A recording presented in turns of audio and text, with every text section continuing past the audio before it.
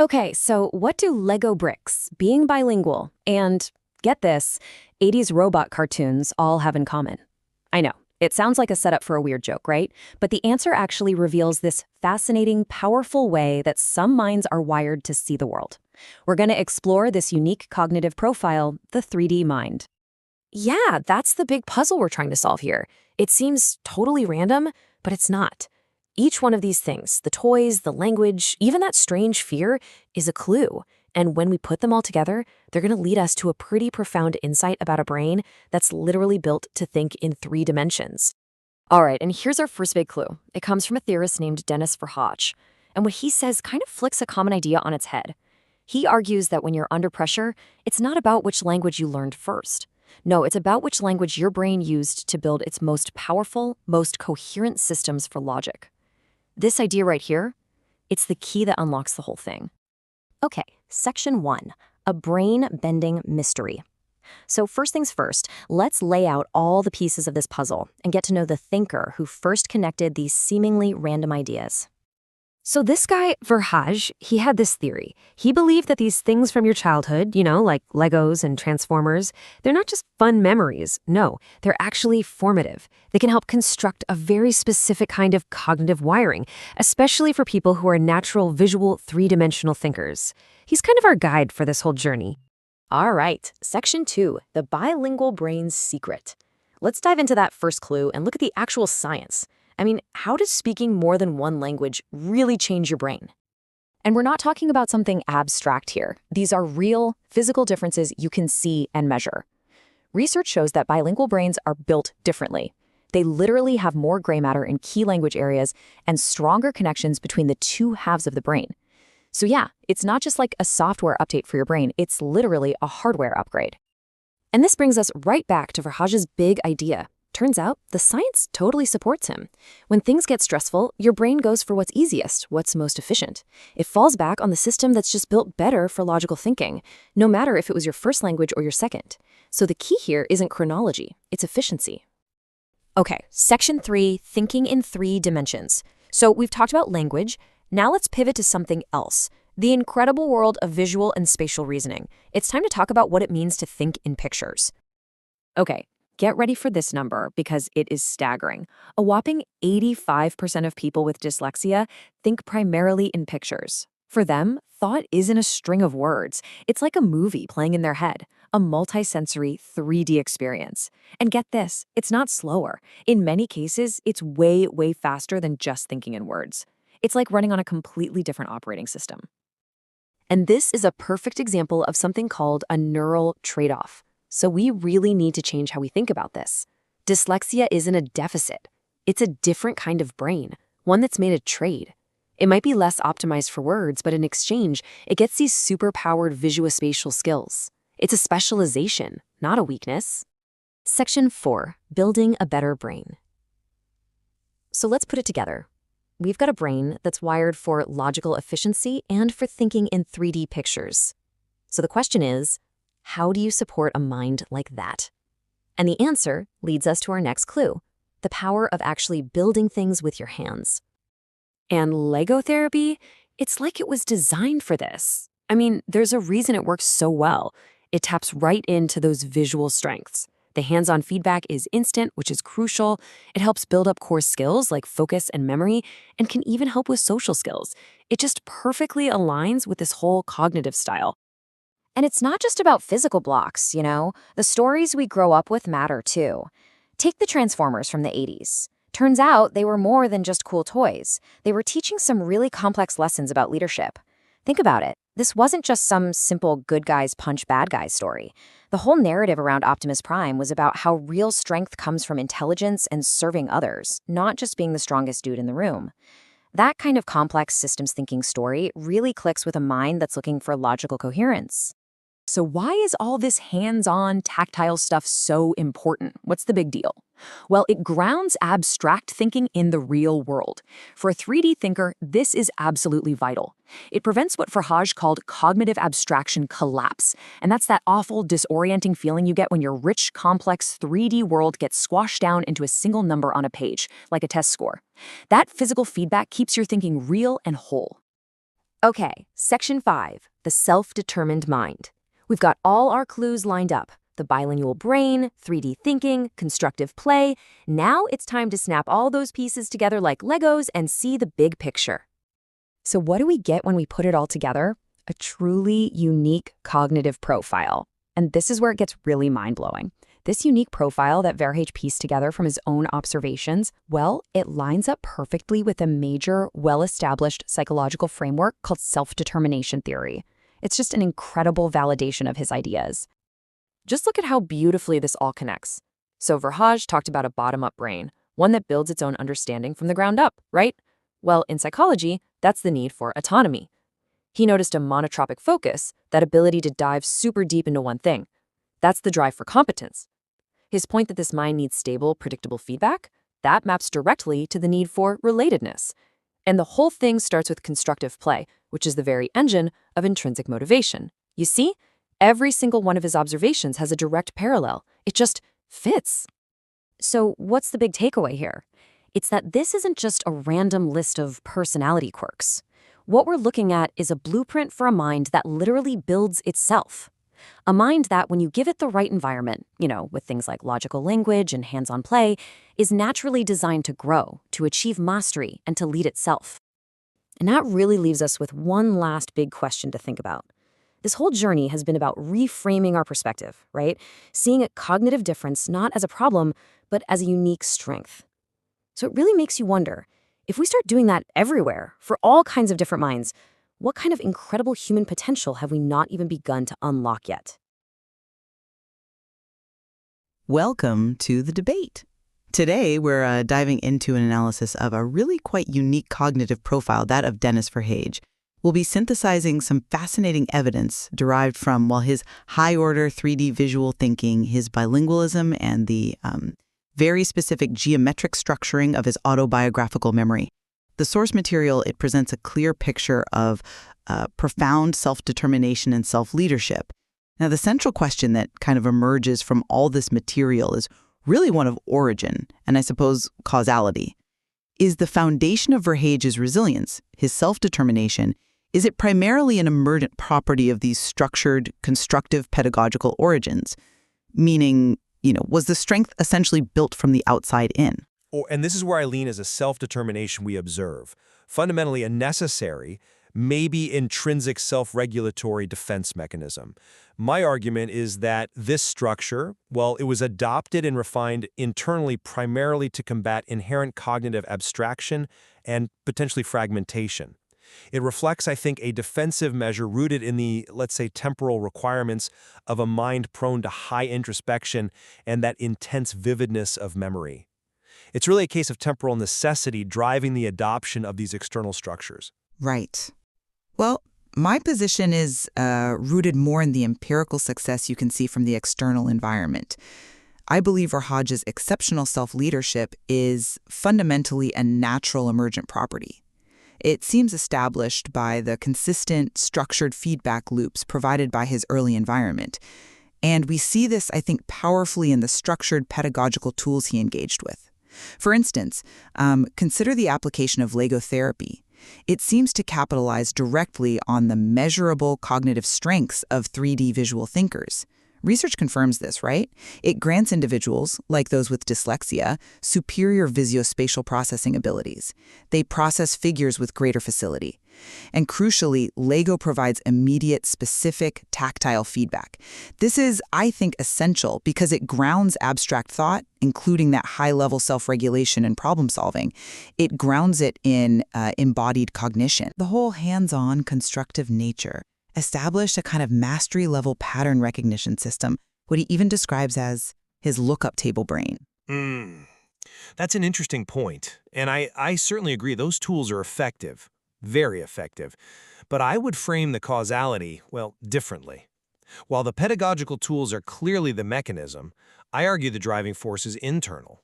It's acting as a defense against potential cognitive collapse, maybe even oversimplification. Look at the metaphorical insight, but also the neurocognitive insight of his expressed resistance to being reduced to a single digit. Now, this isn't just, poetic phrasing. It aligns, I think, with a profound defense of a multidimensional self and internal insistence on complexity. To maintain this complexity, the mind relies heavily on the functional stability of mental time travel, or MTT. That's the ability to project oneself mentally into the past or future. This function, as we know, is mediated by key brain structures like the default mode network, the DMN, and the hippocampus. Now, when a mind possesses high introspective tendencies, or potentially even dissociative ones, it requires an extremely strong, vivid, and, crucially, temporally coherent autobiographical narrative, just to prevent fragmentation. So the structure becomes necessary precisely because the complexity of the self demands that constant maintenance. Okay, I see why you emphasize that internal necessity, that need for coherence. But let me offer a slightly different perspective on that external scaffolding. Because beyond the purely tactile benefits of, geometric construction with Lego, we really have to examine the symbolic reinforcement that built his self-determination theory, SDT, components. Consider the Transformers franchise from the 1980s. I mean, these narratives were arguably more than just entertainment for him. They provided these foundational schemas of, autonomous transformation, self-control, and importantly, effective pro-social leadership. The hero who reorganizes his form and leads responsibly. These lessons, I'd argue, cemented early models for autonomy, that feeling of choosing one's actions, and competence, the feeling of being good at them. So the self-leadership we observe is kind of a natural, scalable result of training this lookup table brain, using structured, multisensory input that promotes predictive control and self-regulation through systemic mastery, fundamentally built on those external models of success. That's a compelling case for the external modeling, I grant you that, but I'm sorry, I just don't quite buy that the model itself generates the core motivation. Let's zero back in on the tactile feedback and the 3D thinking again. You argue that the tactile feedback is the primary stabilizing mechanism, and therefore the cause of the self-determination, linking it to optimal learning efficiency. Absolutely. I mean, the empirical findings seem pretty clear here. Learning efficiency and cognitive coherence, they increase precisely because tactile feedback instantly closes that sensory motor loop, stabilizing the system. It's almost like reinforcing learning with immediate, dense, position-wise rewards, if you will. This constructive feedback directly feeds the measured geometric strengths of 3D visual thinkers. It seems to prove that the external pedagogy is the primary mechanism, not just of learning, but of cognitive stabilization and growth itself. The mind is optimized by successful interaction with that structured environment. Right, but I come at it from a different angle. The stabilization achieved through tactile feedback, I see it not as the cause of the self-determination, but rather as the necessary condition.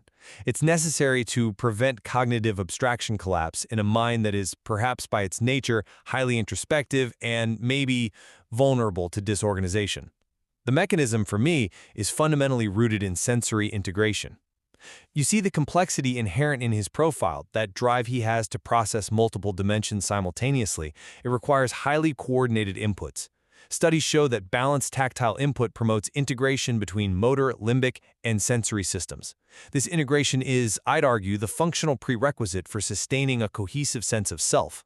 So the stability you're crediting mainly to pedagogy is, from my perspective, actually a defense mechanism. It's required to achieve what you might call informational continuity, preventing the kind of structural neglect that could lead to cognitive disorganization in a geometrically unique mind like his. So, okay, if I understand you right, you're saying the environment is merely sort of servicing an existing vulnerability, or maybe a need, rather than establishing a new robust strength.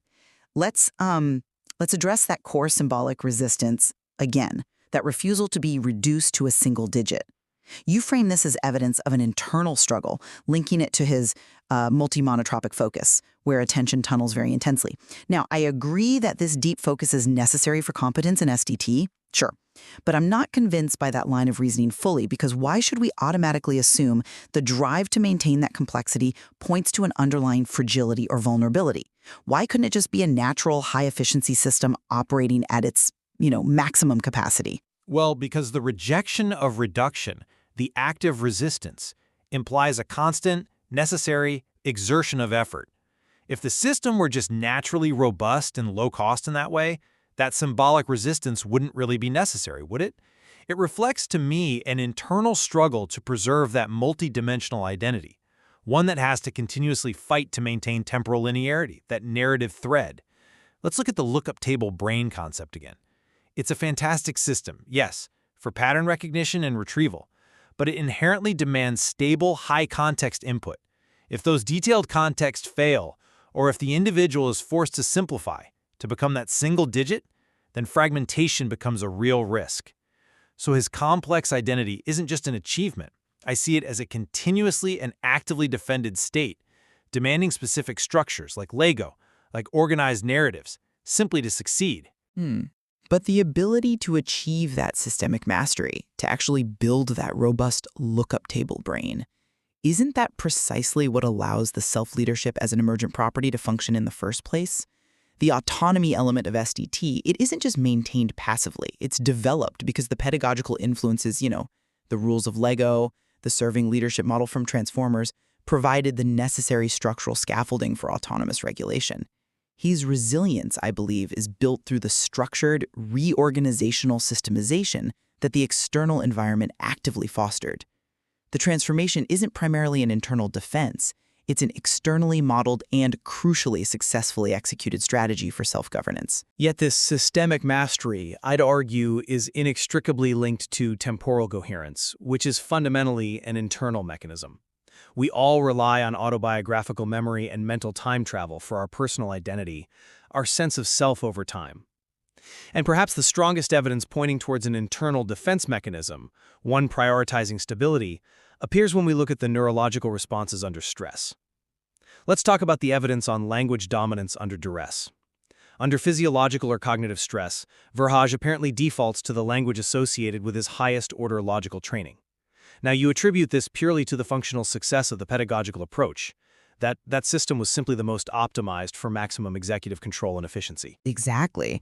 I mean, if the brain defaults to that language under pressure, it seems to prove that that language system was the one optimized for pure cognitive efficiency. It's a successful structural outcome of his developmental history, his training. It's simply the highest performing computational engine available to him when things get tough.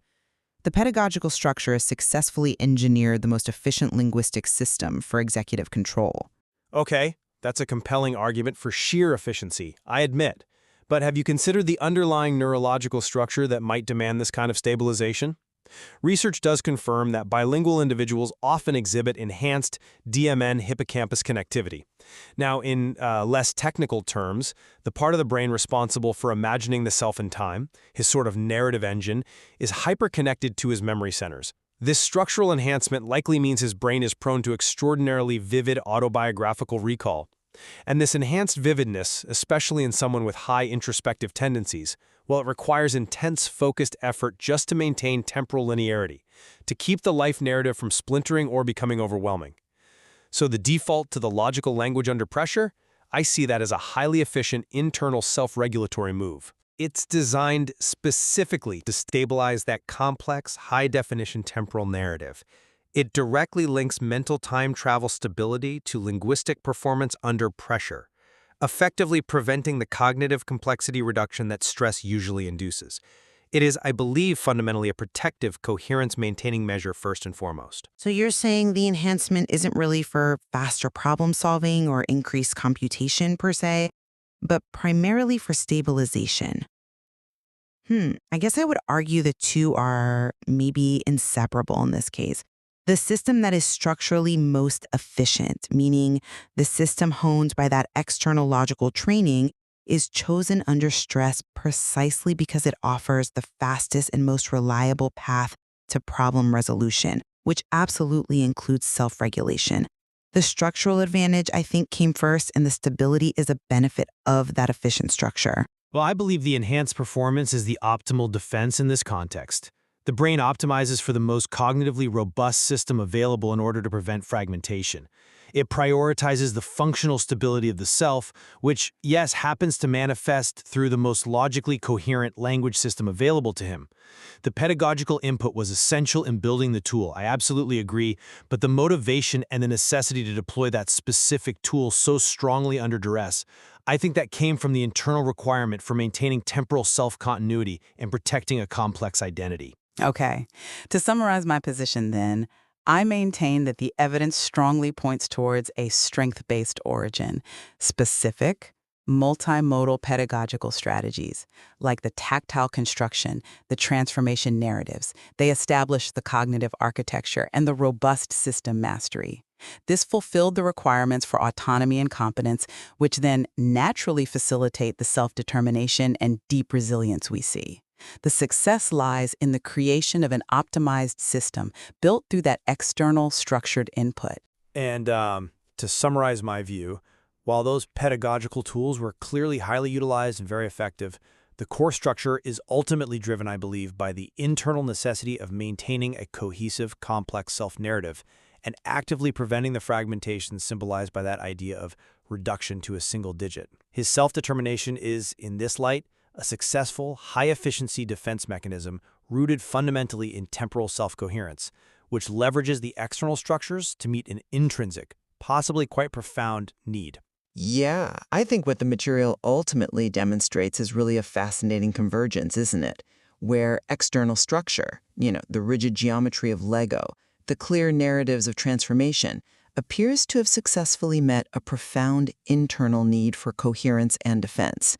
And this interaction, well, it successfully created a remarkably resilient and self-determined cognitive profile. Indeed.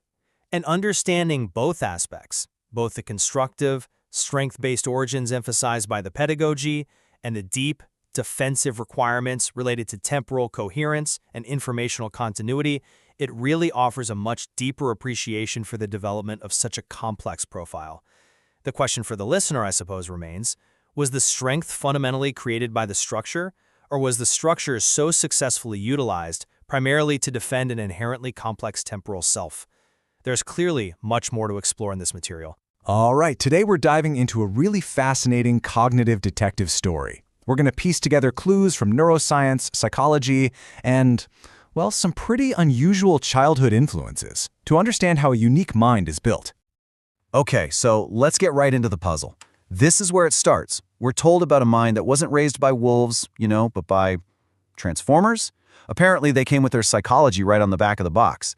And then there's this really cryptic line about needing a long life to avoid being reduced to a single digit. Now, these aren't just random quirky phrases. They're actually our first big clues. So, here's the big question we're trying to answer today.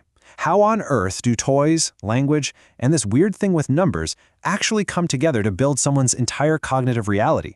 I mean, really? Well, let's follow the evidence and find out. All right, first up, a mind built by toys.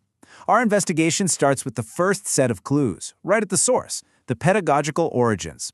But we're not looking in a typical classroom here. Nope, we're digging into a 1980s toy box. And right away, you can see just how different the foundational inputs were.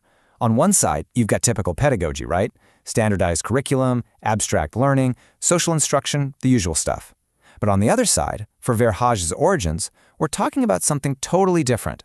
A self-directed education based on the narrative models of Transformers and the pure constructional logic of Legos. It's a completely different starting point. And look, this isn't just some fuzzy, nostalgic idea about 80s toys. Believe it or not, research actually backs this up. The Transformers, they weren't just action figures, they were basically teaching tools. They modeled pro-social leadership, they taught the value of shared power and intelligence, and they provided these cognitive scaffolds for imaginative, problem-solving play. Pretty amazing, right? So that's the Transformers. Now let's look at the other key building block here, Legos, and this is where it gets really interesting. There's actually a recognized practice called Lego therapy. It's a play-based intervention that uses Lego bricks to build social and cognitive skills by focusing on, you guessed it, visual perceptual strengths. So we're talking about a system for building not just cool spaceships, but actual cognitive functions. Okay, part 2. The blueprint of the brain. So we've got the external building blocks, right? The toys, the systems they taught. But the big question is, how did that stuff actually shape the internal architecture, the wiring of the brain itself? To figure that out, let's look at the neurological blueprint. Now, another huge piece of this puzzle is the bilingual brain. And the evidence on this is it's crystal clear. Being bilingual literally reshapes the physical structure of your brain. We're talking increased gray matter, higher white matter integrity, better sensory memory, and superior executive control. It's not just about knowing more words. It's about building a fundamentally different, more efficient cognitive engine. And this right here, brilliantly explains that intuition we heard about earlier. The idea that under duress, your brain might not default to your first language, but to the language of its highest logical training. Think about that. When the pressure is on, the brain goes for what's most coherent, most organized. It's a survival mechanism, an optimization for clarity when things get chaotic. Section 3. Thinking in 3 dimensions. So, the next piece of our puzzle involves a completely different way of seeing and thinking about the world. And I mean that quite literally. We're shifting gears from the auditory to the visual and spatial. Okay, check this out. This is a massive clue. Research shows that a huge majority of people with dyslexia, we're talking 85%, think primarily in pictures. That's not just a learning style, that's a fundamental mode of processing reality. It's thinking in 3D all the time. And this is absolutely crucial to understand. It's not a deficit, it's a trade-off. The brain has a different architecture. Research calls it a neural trade-off, where challenges in one area, like verbal processing, are often balanced by superior abilities in another, in this case, visuospatial skills. The brain is literally wired to excel at geometric and spatial reasoning. This is exactly that geometrically seen perspective we've been hunting for. All right, Chapter 4, Memory as Time Travel. So we've got the structure, right? A mind built on systems wired for 3D thought. Now let's look at how this thing actually functions over time. How does it remember? How does it tell its own story? This is where we get into what's called high introspection. And to understand that, we need to talk about a concept called mental time travel, or MTT. This isn't science fiction. It's the real cognitive ability to mentally relive past events and imagine future ones. It's basically the thing that creates the feeling of a continuous you over your entire life. It's the glue that holds your personal identity together. And this isn't just some philosophical concept either. It's happening in a specific part of your brain called the default mode network. You can think of it as your brain's internal storyteller. It connects different parts, like the hippocampus and prefrontal cortex, to weave together the narrative of your life. And for a mind with those high introspective tendencies, this network is basically working overtime, creating an incredibly rich and detailed internal story. Okay, part 5. Let's solve the single-digit puzzle. We have all the clues now, don't we? We've got the systems-based learning from toys, we have the unique brain wiring of a 3D thinker, and we have this powerful narrative-building engine of mental time travel. So let's go all the way back to the beginning, to that mysterious fear of being reduced to a single digit. So it turns out the solution isn't literal at all. It's a powerful metaphor. First, that single digit is a symbolic threat. It represents the fear of being oversimplified, of having all that rich, multidimensional thought flattened into, well, a single data point. Second, the defense is a cognitive anchor, something that provides immediate tactile feedback, like building with Legos, grounds the mind in physical reality. And third, that defense, that sensor loop, is what prevents the mind from just collapsing into abstract fragmentation. It keeps it real. It keeps it complex. And when you put it all together, it paints this incredible picture of a self-determined mind. If you map these characteristics onto something like self-determination theory, it just clicks into place perfectly. That bottom-up, lookup table architecture, that screams autonomy. That deep, monotropic focus, that's pure competence. And that unique, constructive origin story, that's the root of a powerful, integrated motivation. It's a blueprint for a mind built for mastery and self-leadership. So, what's the big takeaway from all this? This whole detective story shows us, with real science to back it up, just how a unique set of inputs, everything from toys to language, can come together to shape a truly remarkable mind. And that, of course, leaves us with one final, really important question to think about. If our minds are built from the stories and systems we're given, what are we building with today? Welcome back to the Deep Dive. Today, we are doing something pretty specific, a really custom analysis, actually. We're zooming in on a very unique cognitive profile, one that's been scientifically validated, that of Dennis Verhage. And this isn't going to be some broad chat about learning. Nope. We're investigating a highly specialized kind of, well, operating system, one that has really specific, rigorous demands on the world around it. Yeah, the sources we've looked at describe a cognitive architecture that's so different, the usual rules of interaction, they just don't quite fit. So our main idea today, the thing we're going to unpack and back up with science, is this. For this specific profile, the environment needs to respond directly and predictably to his needs. We're calling this environmental contingencies. And the point is, this isn't just nice to have or helpful. It is scientifically, structurally, well, crucial. Absolutely essential for him to function, maintain coherence, and really own his self-determination. That sums it up perfectly. Yeah. Our mission here is to get past the general ideas and really explain the mechanics behind it. We need to dig deep into how this specific system, and we'll call it the lookup table brain quite a bit, how it fundamentally depends on getting specific, immediate, multisensory feedback, just to keep its own internal structure, its coherence, working. We're going to be connecting some dots here from, brain science, developmental psych, like self-determination theory, SDT, and even linking it back to some maybe surprising influences like Lego and, yes, 1980s Transformers. It really does all tie together. Okay, let's get into it then. If we're saying the environment must respond in this specific way to keep the system running, we first need to really grasp the system itself, right? What exactly is this core architecture? How does it handle information differently from, let's say, a more typical brain? Okay, so the foundational concept is this lookup table brain. You can think of it as a system that's really optimized for bottom-up thinking, pattern-based cognition. Most brains, you could say, work a bit like a powerful AI using generalization. It sees 5 dogs, figures out the general dog concept, and applies that sort of fuzzy idea to the 6th dog, maybe tweaking it a bit. Right, learning the general rule first. Exactly. But the lookup table brain, it operates more like a vast, incredibly detailed database. It doesn't really start with fuzzy generalization. Instead, it learns through exhaustive specificity. It gathers just countless super detailed, high-fidelity examples. Think of them as exemplars of every single interaction, every pattern, every data point it encounters. Then it builds its understanding, its own internal rulebook, by referencing those very specific patterns it's indexed in its table. And this is key. This process creates a self-structured internal schema. It's not just adopting some external logic framework. It's actively generating its own based on the massive amount of high-quality data it's collected. Wow. So it's not like getting the world's instruction manual handed over. This mind is constantly, meticulously building its own based on literally every single interaction it's ever recorded. That sounds incredibly demanding. Like, attention-wise. Oh, it absolutely is. And that demand directly shapes the cognitive style needed to master it. Multi-monotropic deep focus, often just called monotropism. Monotropism basically means attention naturally tunnels really intensely into narrow areas or topics. And for this kind of architecture, that deep immersion, it isn't really a preference, it's more like the required operating mode. Yeah. It needs to do that to gather all that exhaustive specific detail. The detail needed for the lookup table. Precisely. If the system can't get into that state, that intense focused attention state, well, it just can't collect the data points. It can't get those high-res exemplars. It needs to build a reliable lookup table and actually achieve mastery over its own system. Let's just pause on monotropism there for a second because, I think that term gets misunderstood sometimes. For someone with this architecture, what does it actually feel like when that deep focus gets broken?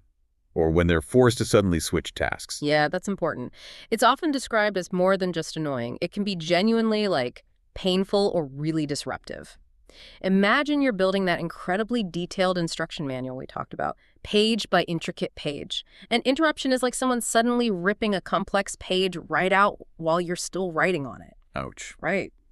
When the mind's deep in that monotropic state, it's allocated huge resources, cognitive, sometimes even physical, to indexing and connecting a specific set of data. So an interruption doesn't just distract you for a moment, it actually breaks those active processing loops. The system has to scramble to reallocate resources, which feels jarring, unsettling. It often triggers distress or anxiety because the whole integrity of that data gathering process gets compromised. So maintaining that self-structured schema really depends on keeping those interruptions to a minimum. Absolutely. Minimizing those breaks is crucial for coherence. Okay, that definitely reframes things. Yeah. Now, connecting that intense, exhaustive focus Yeah. and how the world is perceived spatially. Our sources make a strong link between this architecture and 3D visual thinking. How solid is that link, scientifically speaking? Oh, it's very solid. This isn't just some vague idea. It's backed by empirical data, especially from studies on neurodivergent people. Research consistently shows that a large percentage, something like 85% of dyslexic individuals, tend to think primarily in pictures and concepts, not so much in linear words or sounds. 85%? Wow. Yeah, it's significant. And they use this very distinct kind of three-dimensional, multisensory mental imagery. It lets them process information spatially, holistically, often way faster than sequential, word-by-word thinking allows. So what this means is that the mind's default language, its native tongue, is spatial, it's geometric, it's visual. That's a really critical distinction, isn't it? Yeah. We're talking about a fundamental difference in how information is processed, a specialized skill set, really, not some kind of deficit. Precisely. Exactly that. And it leads to what neuroscientists call a neural trade-off. So while this kind of brain might find processing sounds, phonology, or maybe highly abstract sequential stuff a bit challenging, studies clearly show these individuals have superior visuospatial processing abilities. They really excel, particularly with tasks involving manipulating geometric figures or handling complex spatial reasoning. Okay, so there's a strength there. A definite strength. And when you look at brain scans like fMRI during these tasks, you see distinct activation patterns. Specifically, there's heightened activity in the frontal striatal networks. Okay, frontal striatal. What does that network handle for us non-neuroscientists? Right. Think of the frontal striatal network as the brain's kind of integrated control system. It manages executive functions planning, decision-making plus motor control, and even forming habits. The fact that this network lights up more during spatial tasks tells us this brain is structurally wired to integrate action and planning around geometric figures. It confirms this architecture is fundamentally designed with a greater knack for figures, for patterns, for complex spatial relationships, compared to just processing sequential verbal stuff. So that 3D processing is like the bedrock, the foundation the lookup table is built on. Absolutely, it's the bedrock. Okay, so if the mind is inherently 3D, it's exhaustive, it's building its own incredibly complex lookup table. It must be incredibly hungry for data, right? High-quality data. It makes sense it would need equally unique high-fidelity inputs or maybe tools to keep that whole complex structure stable, to stop it from, crashing. Let's shift now to why the environment's feedback is so critical for keeping this specialized mind stable. This takes us right into one of the most, I think, unique and really compelling ideas in the source material. We need to talk about this metaphorical resistance. The idea of resisting being reduced to a single digit. That process where you take a complex number like 199, add the digits 1 plus 9 plus 919, then add those digits 1 plus 910, and again 1 plus 0, 1, until you end up with just 1. What's the deep cognitive reason for resisting that final simplifying step? Yeah, this is fascinating. We interpret that resistance as a really profound defense mechanism. A defense against what we call cognitive abstraction collapse. Think about the lookup table mind again. It thrives on multidimensional patterns, on exhaustive specifics. Every single dimension, every digit in that number, every relationship between them, it's all a verified data point that's necessary for the whole system's coherence. Okay. So when the outside world, or maybe some imposed system, demands that a complex identity or a complex problem, or even just a multi-layered thought process, be boiled down to a single abstract unit, like, I don't know, a single test score, or a simple diagnostic label, or just one category, that demand directly threatens the structural integrity of that internal schema. It's like trying to represent a 3D object with a single point. It loses all the richness. Completely. For this kind of mind, oversimplification isn't just annoying, it feels like an existential threat. It feels like losing the very complexity that defines reality for it. Which is why the resistance is so strong, so visceral. The mind is practically shouting, my coherence is my complexity, don't you dare flatten me. Can you give us maybe a more concrete example? How might that single-digit reduction feel in, say, a work situation or maybe school? Okay, sure. Imagine pouring months into a complex project. Deep immersion, cross-referencing thousands of specific data points, coordinating all these different subsystems, exactly the kind of thing the lookup table brain excels at, right? Right. And then the entire summary of all that work, all that intricate effort gets reduced down to a single letter grade, or maybe just a binary pass-fail, a successful rating. Yeah. For this architecture, that level of abstraction feels, well, functionally worthless. And worse, it feels deeply threatening. It doesn't validate any of the complex pathways, the detailed processes that actually led to the result. It ignores the entire lookup table. That makes a lot of sense. And symbolically, it's really powerful too. This resistance, it echoes some deep psychological ideas. You could maybe even connect it to Carl Jung's work on numerical archetypes, the idea that numbers carry symbolic weight way beyond just their quantity, reducing a complex multi-digit experience down to a singularity. It's like the psyche fighting back against having simplistic labels forced onto a reality it knows is multidimensional. It's an almost archetypal defense, really, essential for keeping that complex, cohesive sense of self intact. Okay, so if abstraction, that kind of flattening, is the main threat, what's the anchor?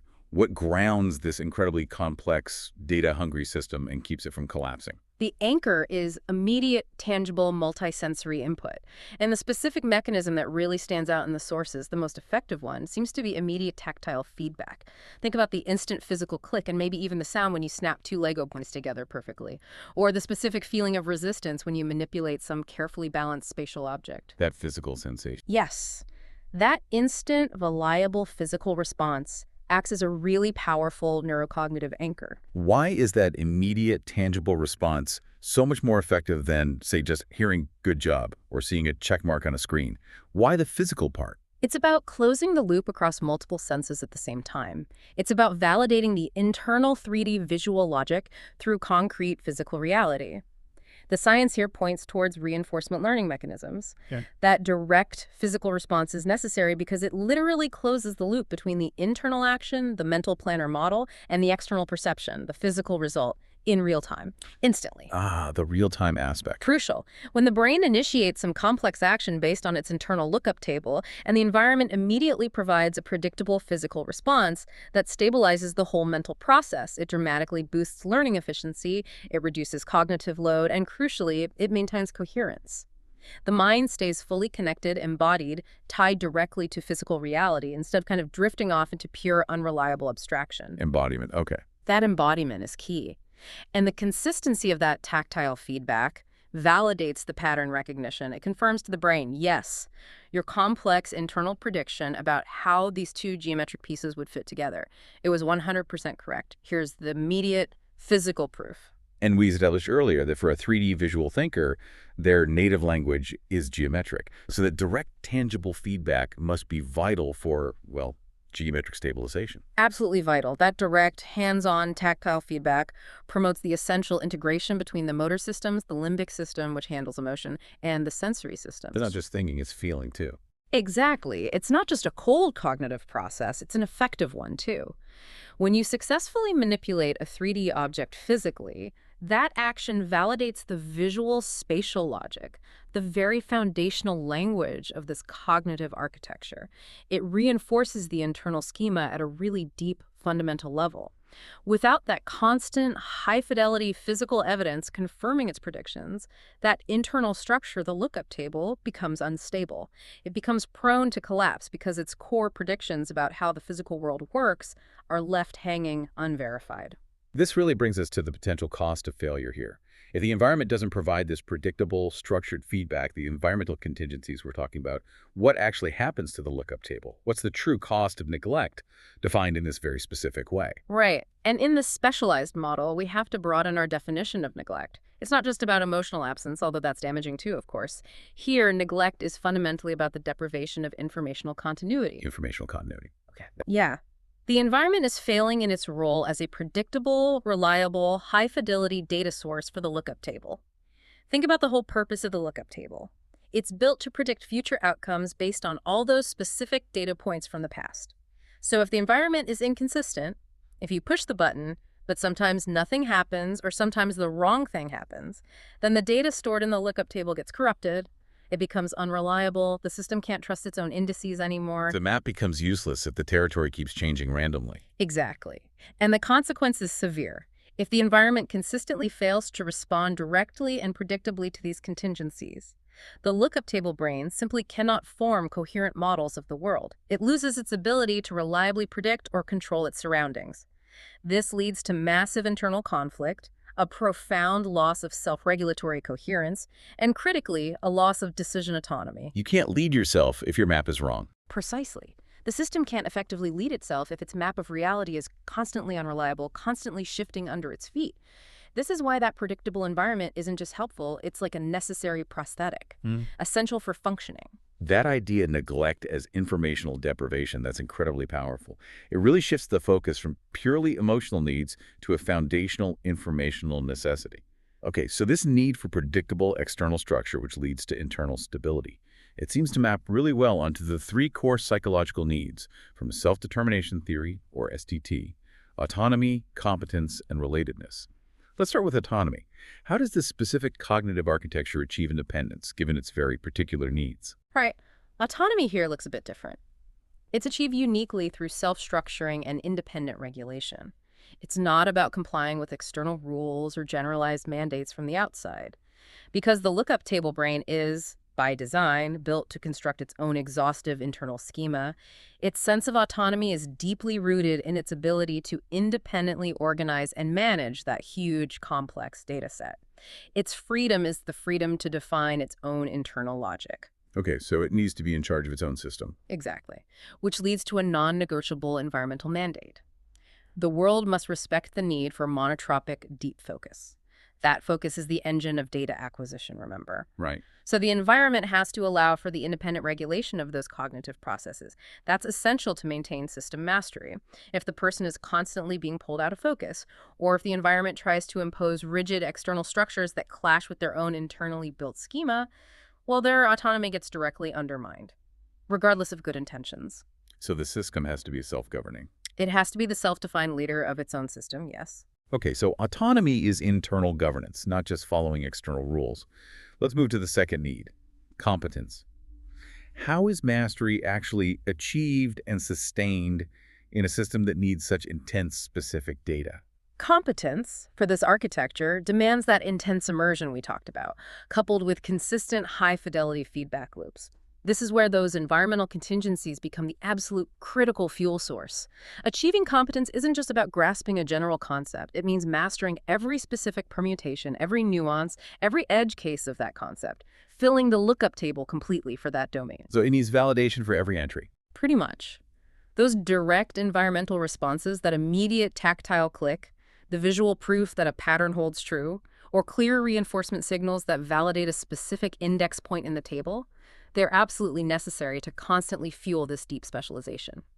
If a task is done but the feedback is delayed, or it's ambiguous, or worse, it's inaccurate, then that specific entry in the lookup table remains unverified, uncertain. It stalls the whole competence-building process. The system needs reliable external confirmation. Okay, action A, applied in this specific context X, definitely produce predictable result Y. That consistent, targeted feedback is what supports the deep specialization needed to build true systemic competence. So the feedback isn't just a nice job. It's more like a necessary input signal for the system to even operate successfully. Exactly, it's operational data. Now, the third element of SDT, relatedness. This is often understood in social terms, right? Feeling connected, belonging. How does relatedness manifest in this particular cognitive profile? Yeah, that's a great question because it gets redefined here, internally and structurally. In this specialized framework, relatedness is understood as the ability to harmonize the internal cognitive models with the external environmental contingencies. Harmonize. Okay, how does that work? It's about how successfully the self-structured internal world that detailed lookup table mirrors and can operate effectively within the predictable structure of the external world. Think of it like this. Imagine you have an incredibly detailed specific internal map, but the territory outside is constantly shifting in unpredictable ways. You could never feel truly related or aligned with that territory, could you? Your map would always be wrong. No, you'd feel constantly lost or disconnected. Exactly. So this harmonization, which is how we're defining relatedness here, it's structurally impossible unless the environment provides stable and predictable feedback. The environment has to be reliable, like a well-oiled, high-precision machine. Only then can the lookup table brain successfully index the incoming information, integrate it properly into its self-structured schema, and then use that reliable index for accurate prediction and control. So relatedness becomes a measure of cognitive alignment, of stability. It ensures the system feels functionally connected to reality, because reality is behaving in a way the system can actually model and predict. Okay, so if the environment provides these crucial contingencies, respecting the need for autonomy through focus, fueling competence with direct feedback, and enabling relatedness through predictable harmonization, What's the ultimate outcome? What emerges from this? The ultimate outcome, the emergent property, is self-leadership. And crucially, self-leadership isn't some abstract skill set that you impose from the outside or teach through generic models. It naturally emerges from that internalized system mastery, the deep, specific knowledge that's acquired via the lookup table knowledge that's been stabilized and validated by those reliable, predictable feedback loops. It naturally allows the system to regulate itself effectively, make informed predictions, and function autonomously. So the direct, predictable response of the environment, that's the essential mechanism. It's the pathway through which this internalized mastery and therefore sustained self-leadership is actually achieved. Without the reliable environmental contingency, self-leadership just remains an out-of-reach goal. It's a really elegant loop, isn't it? The more predictable and responsive the world is, the more mastery the internal system achieves, and the more capable that system becomes of independently leading itself.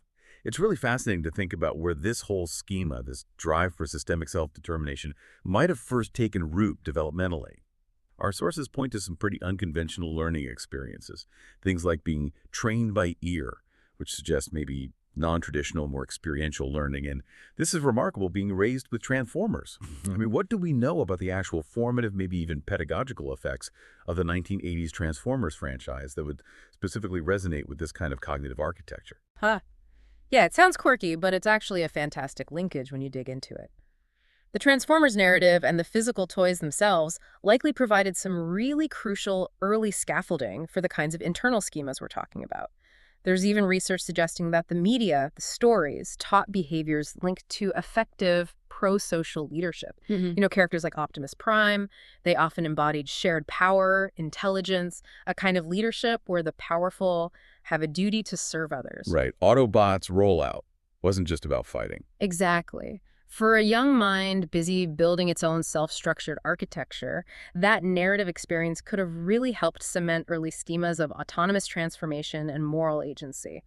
The implicit message was actually quite supportive of a developing self-leader. You have the inherent power to reorganize your own form and function, and there's a responsibility to use that power constructively within a larger system. And the toys themselves, that physical interaction, the transforming it, that must have been absolutely fundamental, right? Especially for a 3D thinker. Oh, absolutely fundamental. The constructional nature of those toys, the actual physical act of converting, say, a complex vehicle into a humanoid robot, figuring out the sequence, clicking the parts, and then changing it back again, that's critical. That kind of hands-on manipulation directly fostered advanced spatial reasoning, problem-solving skills, and even memory skills. Every single transformation sequence reinforced that core systemic self-determination schema. The powerful idea that one's own form, one's function, even one's identity can be reorganized through structured, predictable, internal interaction. It's like a physical, tactile manifestation of the lookup table process itself, but at a really early age. Precisely. It's learning systemic reorganization through direct physical feedback. That perfectly explains the reliance on 3D logic and tangible feedback.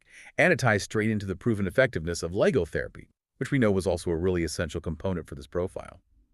What is it about Lego specifically compared to, say, building with something more fluid like clay or maybe drawing that makes it such an effective anchor for this kind of mind? Lego therapy works so well precisely because it plays directly to the visual perceptual strengths that are inherent in this neuroarchitecture.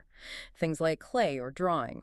They can be too abstract, too fluid. They lack the defined geometry, the predictable interlocking system that this kind of mind really craves for stability. Lego has rules, Yeah. physical rules. Exactly. Lego works because it's a finite system built on interlocking, predictable geometries. It directly promotes sophisticated pattern recognition and understanding spatial relationships using the brain's native 3D language. And what's more, it provides this highly structured but also non-threatening medium for practicing self-regulation. That immediate, tactile, often audible click when two bricks snap together.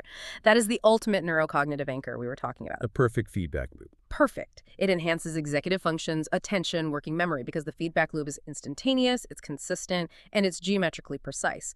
It's basically the perfect training tool for stabilizing that internal lookup table with really high quality, high fidelity, predictable data. That makes complete sense. The environment, in this case the Lego system, needs to be as structurally reliable as the mental architecture itself wants to be. Okay, so moving from physical objects now to the more abstract sense of self, let's talk about how identity is maintained over time. what researchers call temporal coherence. How does this specialized system use memory and introspection to keep its sense of leadership continuous across the timeline of life? Right, so here we get into the fascinating area of mental time travel, or MTT. That's the really sophisticated cognitive ability we have to not just remember things, but to retrieve and mentally project specific past events or autobiographical memories and use them to construct a coherent story of ourselves through time. And the neuroscience is pretty clear.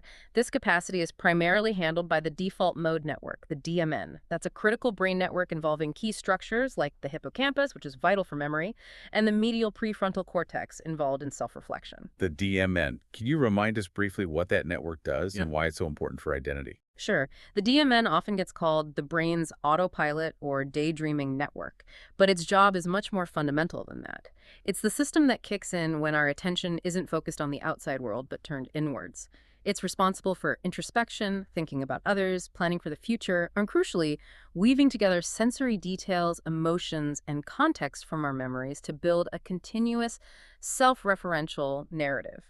It's basically the engine that ensures the you who made decisions yesterday feels like the same you facing decisions today. The story of me. Exactly. And there's solid research validating this, including work from places like the Brain Institute of Paris, ICM. Their studies show precisely how the DMN dynamically binds together all these elements, sensory cues, emotional feelings, temporal context to reconstruct these vivid personal memory scenes. That reconstruction is the mechanism that maintains our sense of temporal coherence. Okay, so how does the specialized lookup table architecture we've been discussing influence this whole mental time travel process? This is where the specialization actually becomes a distinct advantage for temporal coherence. Because the cognitive system relies on that multi-monotropic deep focus, the original encoding of experiences is incredibly deep and detailed. Because it was paying such close attention to specifics at the time. Exactly. It was collecting high-resolution, specific data about every sensory input, every contextual cue during the original experience. This means the resulting data points stored in the lookup table, the raw material for memories, are exceptionally rich and detailed. And this exhaustive encoding, it correlates directly with significantly higher episodic detail richness during mental time travel. When this system reconstructs a memory scene, the level of detail is often incredibly vivid, precise, and easily cross-referenced with other stored data points. So the memories are sharper, more reliable. Sharper, more detailed, and more integrated. This enhanced introspective integration, the ability to vividly and coherently link specific, detailed past experiences to the current sense of self and future plans, directly strengthens both self-leadership and temporal coherence. His past actions, all meticulously indexed in that highly reliable lookup table, become his most robust and trustworthy data points for figuring out future actions and maintaining self-control over time. So the implication is really clear. The deep focus creates incredibly high-quality data. That high-quality data, in turn, builds a high-quality, reliable self-narrative, which ultimately makes for more effective self-leadership. The entire system, really, from the physical clicking of a Lego brick to the high-level psychological need for self-determination, it all points back to this fundamental requirement for a predictable, responsive world. Hashtag tag outro. And that really is the ultimate unifying takeaway from this whole deep dive, isn't it? The necessity of these environmental contingencies, it's systemic. It's not just a preference. It's not optional. The environment must function like a predictable, reliable, high-precision machine tool. If you push the button, it responds correctly. If you follow the established pattern, the pieces lock perfectly into place. This predictability is what allows the highly specialized lookup table brain to build coherent models of the world, to self-structure successfully, and maybe most importantly, to actually achieve and sustain genuine self-leadership. That predictable environment isn't a luxury. It's the absolutely vital, necessary input that makes the whole cognitive engine run properly. I think, for me, the most powerful idea we maybe redefined today was that concept of neglect. Neglect is the deprivation of informational continuity. That's such a profoundly relevant idea, and it feels like it resonates far beyond just this specific profile. You know, it really highlights how critical stability and predictability are for any kind of deep learning or mastery. So, considering how important that informational continuity is for building coherence, for building self-mastery, maybe ask yourself, where in your own learning, or perhaps your professional life, do you feel like you lack that critical, predictable feedback loop? And maybe think about what specific structured neurocognitive anchor, whether it's something tactile, maybe something visual, or even a systemic process, what anchor could you potentially introduce right now to help stabilize your own deepest focus and maybe achieve a greater sense of self-mastery? Perhaps you too need a system around you that responds directly, predictably, reliably. Giving you that high-fidelity data, you need to fully trust your own internal lookup table. Thank you for commissioning this deep dive into the architecture of system mastery and environmental contingency. We really hope this exploration gives you a clear understanding of how these highly specialized minds interact with the world and, crucially, what they require from it in terms of predictability. We'll see you next time. You know, there's this incredible critical link between a unique mind and the world around it. And that relationship, that echo, is what determines whether a mind just gets by or if it actually gets to thrive. So let's start with a kind of a strange question. What if the whole point of your mind, its core function, was to resist being simplified, to fight tooth and nail against being boiled down to a single simple number? It sounds a little weird, I know, but figuring this out is the key to unlocking a totally different way of seeing the world. Okay, so where does this idea come from? It's from this quote by cognitive theorist Denis Verhaeghe. You see the math here, right? You can take a number, like 199, and just keep adding the digits until you boil it all the way down to 1. Now, for most of us, that's just a little math trick. But imagine if, for your mind, that process felt like a fundamental threat, like your entire way of thinking was at risk of collapsing. To get why, we've got to look under the hood at its unique architecture. And this brings us to this really fascinating concept, a unique cognitive system known as the lookup table mind. So what on earth is a lookup table brain? Well, think of it like this. Most of us learn with a general rule book. We learn the concept of a chair, and then we apply that rule to new chairs we see. But a lookup table brain, it's more like a massive, super detailed photo album. It doesn't start with a general rule. Instead, it learns by taking a mental snapshot of every single specific example it ever encounters. It builds its whole understanding of the world from the ground up, one concrete piece at a time. This system is all about specificity. Here's a great way to see the difference side by side. On the right, you have that top-down, abstract way of thinking. You learn the general rule for dog, then you apply it. Simple enough. But on the left is that pattern-based, lookup table approach. It builds its idea of dog by observing and cataloging every single dog it has ever seen. It's the difference between using a simple rule and creating this incredibly rich, exhaustive internal map of the world. And look, this isn't just some theory. This is very real. Get this. Research shows that a staggering 85% of people with dyslexia think primarily in pictures. That's a huge number. This is a perfect example of a mind that's wired for 3D, multisensory thinking. It's built to process rich spatial patterns, not just linear symbols on a page. And understanding this is so important because it means we can design tools that work with these amazing cognitive strengths instead of fighting against them. So if you've got this unique mental setup, what do you need from the world to make it all work? Well, that brings us to the tools that build coherence. And we're going to talk about two of them, anchors and transformers. Yeah, you heard me right. Remember that whole idea of collapsing or being reduced? Well, for a mind that runs on concrete data, abstract ideas can feel untethered. They can just float away, causing that feeling of collapse. So what it needs is an anchor. And that anchor is immediate, tangible, real-world feedback, something that connects the mind's internal map to external reality. This steady stream of predictable data provides crucial stability. It's an absolute necessity. And a perfect example of this in action? Legos. Seriously.